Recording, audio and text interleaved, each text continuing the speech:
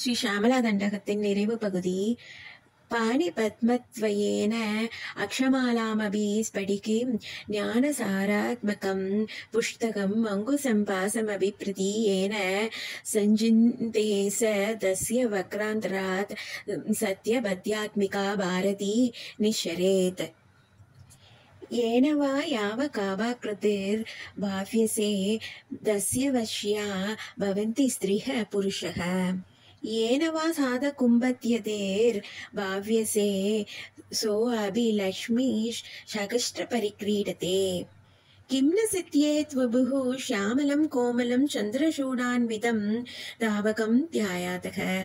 दस्य लीलासरो वारिधि दस्य केलीनवदं नन्दनं दस्य भद्रासनं भूतलं दस्य कीर्णेवता किङ्करी दस्य साङ्गारिकी श्री स्वयं।